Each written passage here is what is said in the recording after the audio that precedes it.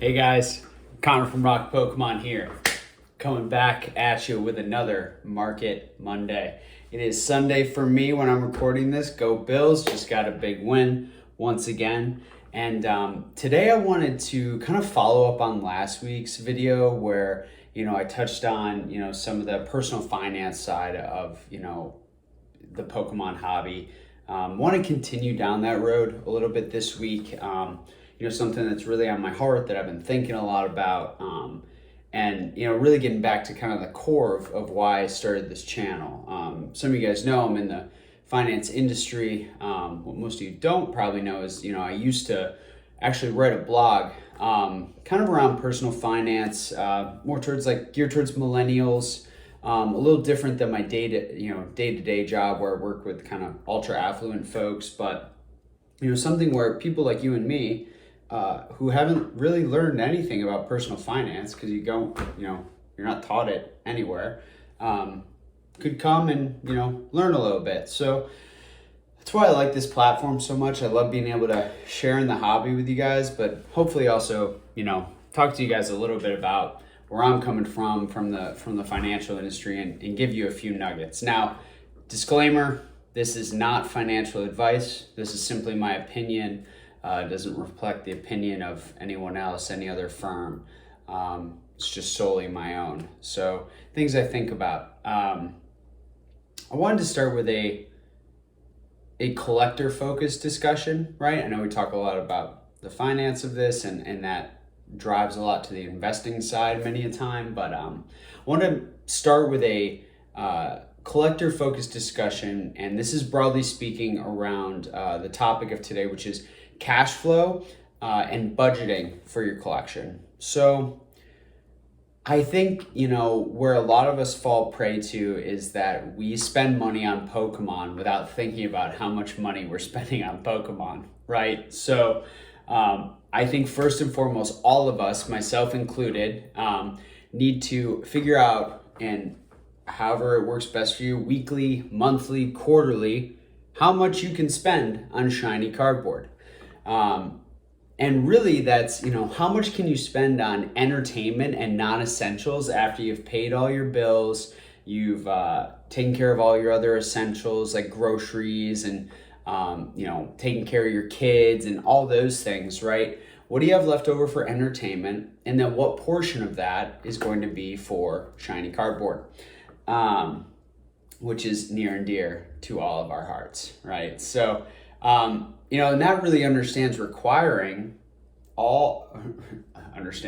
requires understanding all the parts of your cash flow, which means the money that's coming in and then the money that's going out. So you have to understand your income, your expenses, and then within that, what your essential budgeted items are every month, your rent or mortgage every month, your student loan payments eventually, the simple things, right? Your groceries, your utilities, if you rent, your rent, your car payment, car lease, whatever, all those things, the kid's nanny, whatever, all those things have to factor in. And then how much do you have left over? And truthfully, how much you actually have left over every 2 weeks when you get paid, or every month once maybe you and your spouse reconcile every, expense for the month. What do you really have left over? And then what are you saving, right? Putting away, whether it's in retirement accounts or 529s for your kids, or just a savings account, simply a cash savings account. What are you putting away, disciplined every month? And then after that, after everything is accounted for, what's left for you to spend on entertainment? And then as a subset of that, shiny cardboard, right? So the good old Pokemon cards that we all love so much. So I encourage you all to do that, to work on that budget. There's great resources out there, things like Mint from Intuit is a great budgeting tool, what have you. There's tons of financial technology out there where you guys can do that. You can also work with a certified financial planner, or CFP. You can go to the CFP website and find one near you, and that person can help you with your financial plan, right? If you got kids, do you have college savings? Do you have life insurance? Do you have XYZ, disability, all these things? And then like your simple budget, like what's your net worth? How many assets do you have? And how many liabilities do you have? And then what's your cash flow look like every month? And how are you going to improve that situation over time?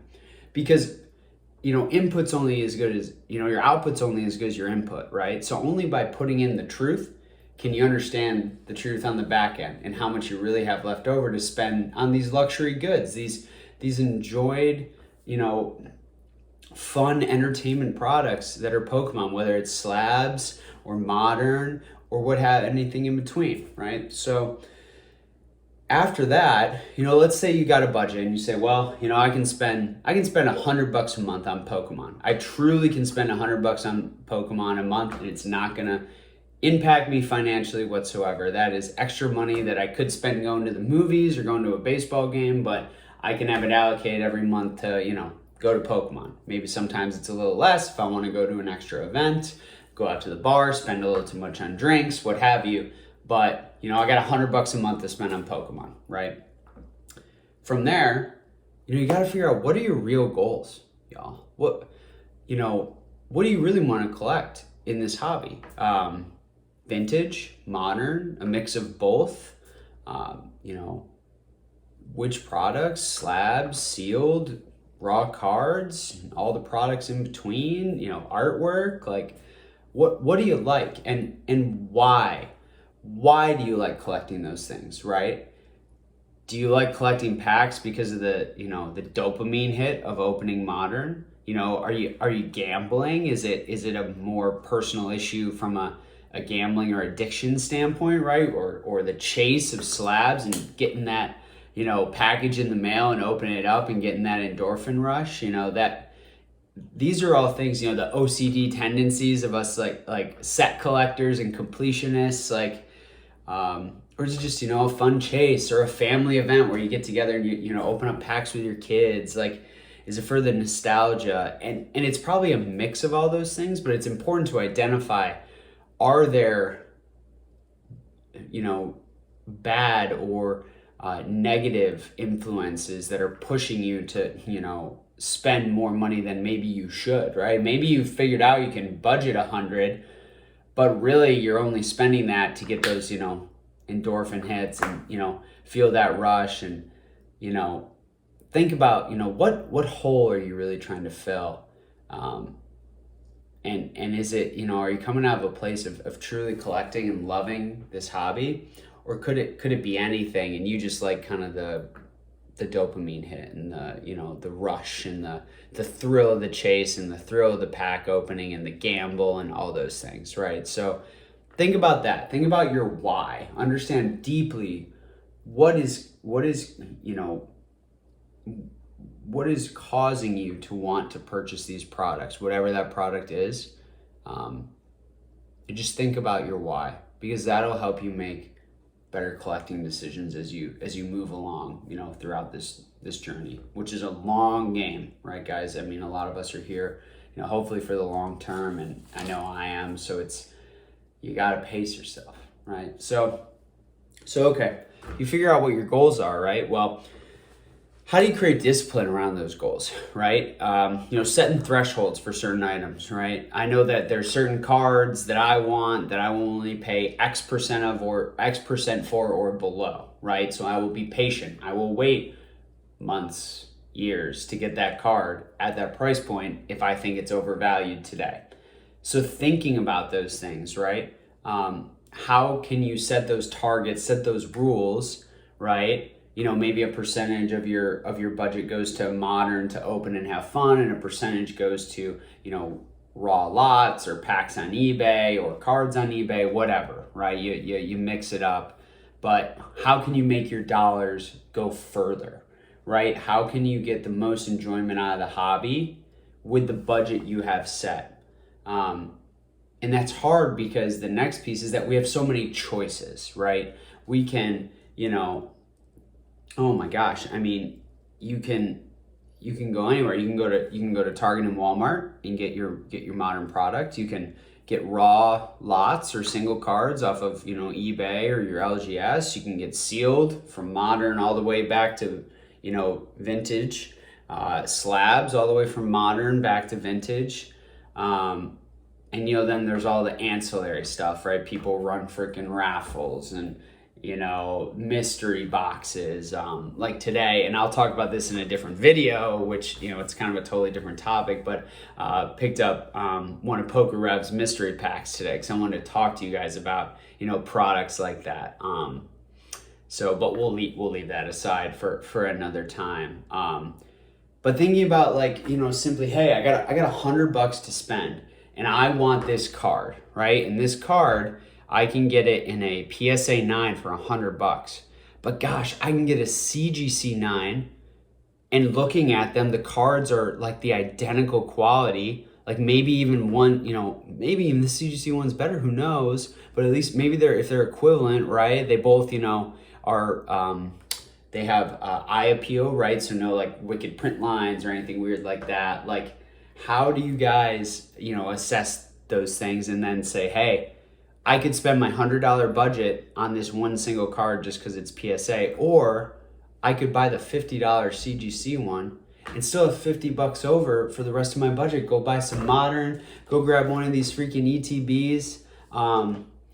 And something about these and any modern product, I see a lot of like raffles and plunders and waffles out there that people are running. I saw, I picked this up yesterday at Walmart for $40. Right? I think they're great. You get 8 packs, you get a lot of cool sleeves, you get some neat stuff. I think ETBs are fun, right? Once in a while to open, and I was feeling it. It was a long week. It was in my budget. Really I wanted some modern to have to open. I'm not gonna open it all at once, but I wanted some to have. So I thought this would be a warm up for celebrations. But I see people running raffles where, this is $40. They're running 10 spots at $8 a spot. Like, they're gonna double their money overnight just because they could walk into a Walmart and pick this up. Like, guys, you got to think about be patient, stop YOLOing your money into 2x MSRP freaking raffles and think about how in the context of your budget, just because you have a budget set doesn't mean you have to spend it all in that month, right? Gosh, if you can spend $100 a month, but nothing's really catching your eye one month, now you've got leftover money to spend next month on something more meaningful that you can save up for, right? You want a card that's $300. Well, you're gonna save up, 3 months worth of budget and then be able to buy that card. That's patience, that's discipline. That's you can't just spend into oblivion. It doesn't work. It's going to get you into a lot of trouble. Trust me. I've seen many people overspend their way into massive loads of debt and cash flow issues from, my friends, right? Other people like my peers, all the way to, pro athletes I work with and whomever, right? It's just human nature to be impatient and spend beyond our means. So combat that, fight that by putting disciplines in place and knowing truly what it is you want to collect and exercising a little bit of patience because it goes a long way. And remember, again, making your money go farther. Just because if a card's been selling for $200 lately, and you can get it for $150, right? That doesn't mean it's necessarily a good deal. Because we all know a couple months from now, it could be all selling below 100, right? So you got to be careful with comps, especially when you're buying things like slabs or even vintage packs or modern sealed products and kind of a lot of those items, but especially like slabs, right? Because everyone's like comps and pops. Well, if the comps are good today, like that you think you're getting a deal compared to the trending price, but then the pop inflates, all the prices get cut in half, like was it really that good a deal? And you just blew your budget on something that, wasn't a good value, right? So just think about making your dollars go further and doing things patiently and exercising some critical thinking, right? And not even, beyond just critical thinking, just like thinking twice before you buy something. Like, hey, I like that, but do I need it right now? And how badly do I actually want it? Do I just want it for the purpose of making a purchase and getting that rush and locking in that deal? Or do I actually have a deep tie to it and want it in my collection?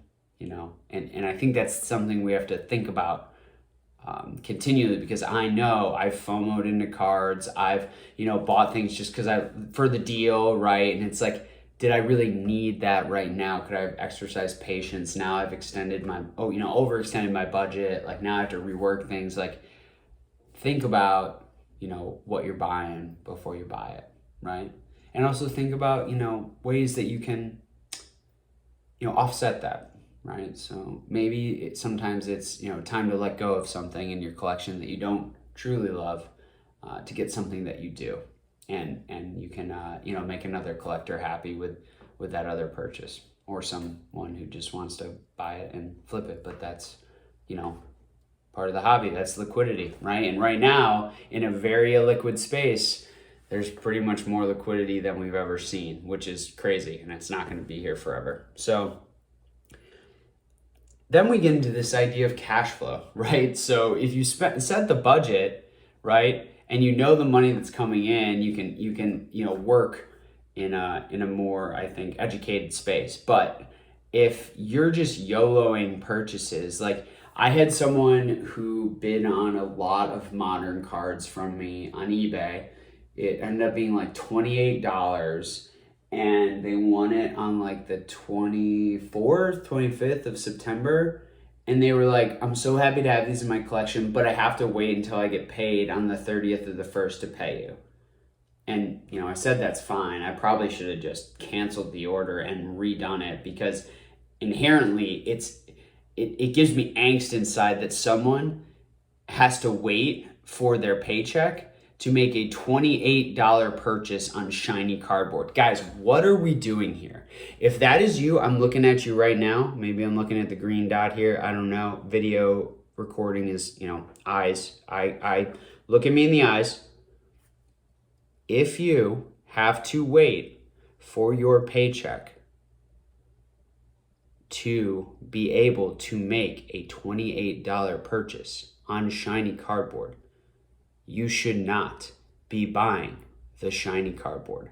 And now I know that some people work in this budget scheme where they wait for it to come in and they don't, spend, or maybe they don't have credit or what. Look, I get it. But it's more like I can go on and on about all the whys that actually could, be okay. But inherently, I have the opinion or the feeling that a lot of people do not have the cash flow to support the spending that they are making in this hobby and in other TCG hobbies and in anything kind of non-traditional, whether it's for collecting or investing, speculating, whatever. I don't think they are, I don't think they have the other assets to back up what they're doing. I think that people are either over levered or they're like paycheck to paycheck, like wire to wire. And that gives me anxiety thinking about that. There are so many more things important in this world than I'll say it again, shiny cardboard, Pokemon cards, collectible. Save some money, put some money away on the side for the future, let it grow, maybe invest it, depending on your risk tolerance, right? Don't get caught in this FOMO buying cycle that's leaving you going paycheck to paycheck to meet your bills and meet your Pokemon budget. I'm sorry, but what are you doing? You need to rethink, okay? So I just think that's important. So to sum it up on the collector side, make your dollars go further, right? Put some disciplines in place, put some rules in place. Try to get things at MSRP. Maybe for you on your $100 budget, all this sexy stuff on, Instagram and eBay, all the vintage stuff, and whether freaking base set or EX or Diamond and Pearl or what, all that stuff, all the slabs, BGS, PSA, CGC, I don't care what it is, vintage packs, mid-tier packs, whatever it is, maybe that stuff at this point in the game is just not in your budget. You know, maybe you got $40 every quarter to spend on Pokemon, right? You got $40 every 3 months to spend on Pokemon. Well, maybe it's as simple as, you know, you walk into your Walmart or Target every once in a while, you see if, you know, something like this is sitting on the shelf. You get 8 packs and some other cool knickknacks for $40. Or maybe there's some blisters and you can buy a handful of blisters for $40. And you've got, you know, or $30 and you buy a $10 binder to collect them in. And that's how you enjoy the hobby at this stage in the game. And maybe when your budget grows, you can chase after some of the other stuff, but know that, you know, you gotta be, you know, especially when your budget's smaller, you gotta be making those educated decisions around, you know, how you're really gonna enjoy this hobby and what's sustainable, right? Because, you know, if your budget's $100, buying a $100 slab every month doesn't, you know, maybe it'll do it for you, and maybe that's your goal, but there's probably ways you can make your dollars go further, or even within that, like we talked about. You know, instead of one $100 PSA 9, can I get 2 CGC 9s, or 1 CGC 9 and a ETB and a, you know, 3-pack blister promo with, you know, 2 or 3 shiny promo cards? Like, there are ways to like make this money go further as a collector, because we're in an environment where a lot of prices, it's not just that prices have exploded, it's like they've gotten out of touch with reality on a lot of things, right?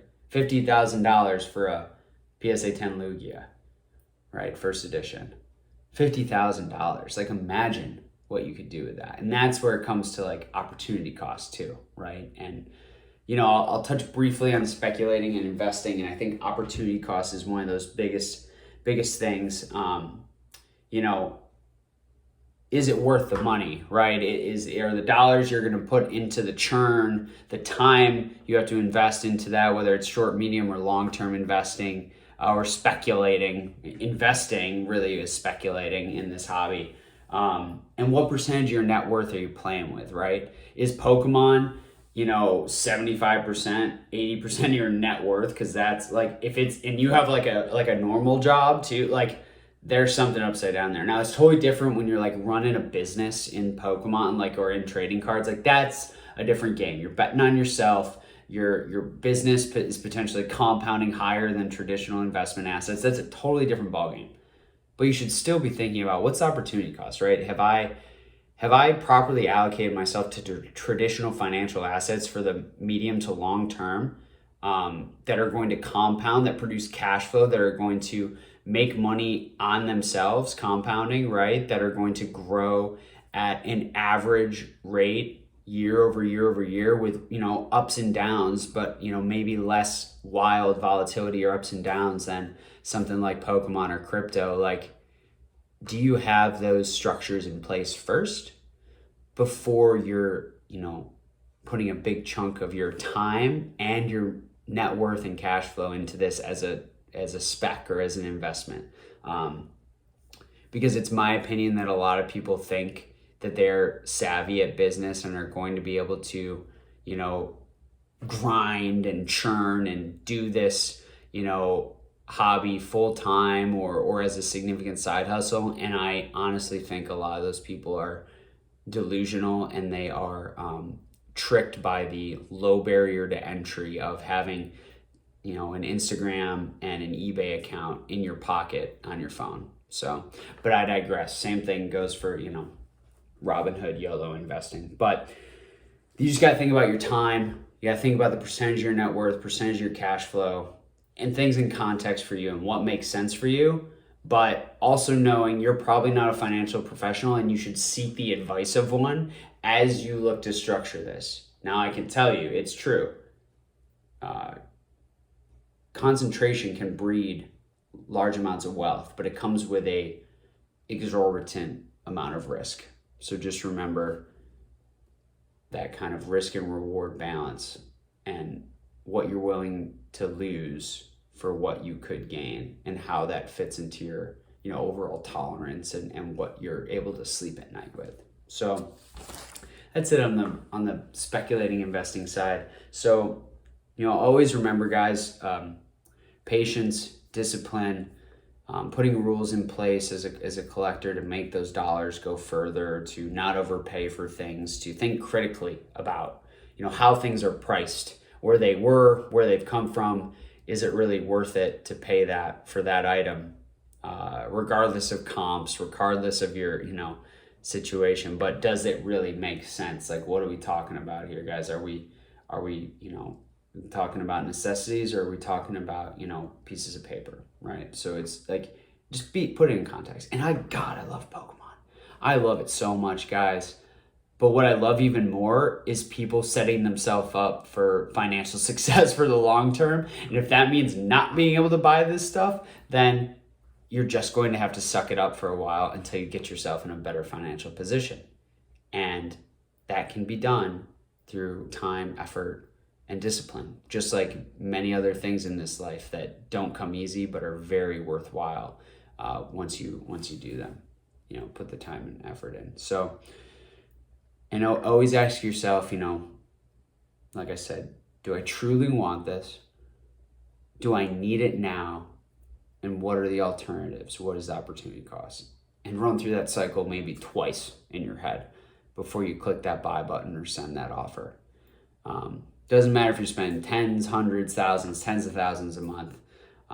It's all in context. It's all, what could you do with that cash flow otherwise? What makes the most sense? What's, not going to hurt you financially? Does it work for you?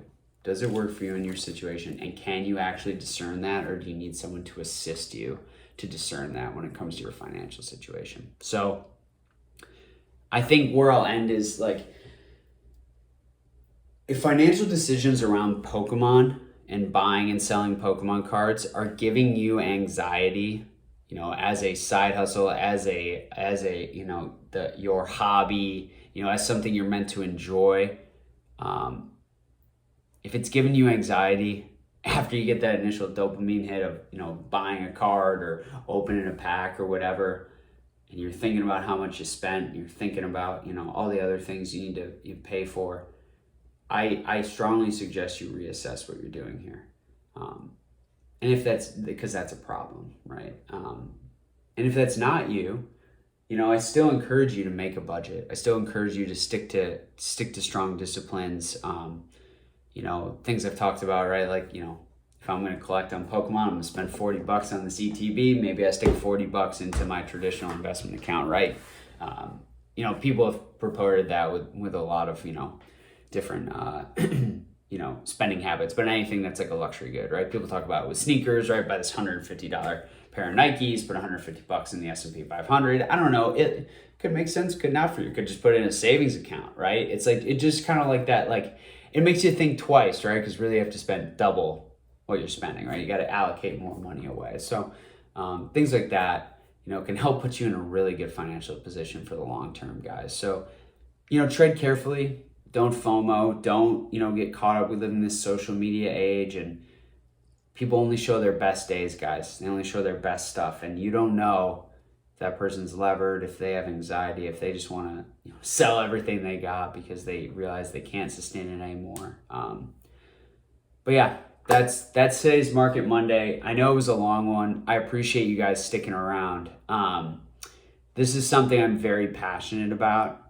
And I think in the context of our hobby, it's super important because I think a lot of people just don't really understand these concepts and need to truly, think a little deeper about, in today's environment as a collector, how you're going to navigate spending your money most wisely. So as always, guys, I am Connor from Rock Pokemon. This has been another Market Monday. Man, we're growing like crazy. It's wild that almost 200 of you folks want to listen to me on a weekly basis. So I'm truly thankful. Please give the video a like if you enjoyed it. Leave a comment. Love talking to you guys. Shoot me a DM on Instagram. Notification bell. Like, follow, share, follow me on Instagram, all that stuff.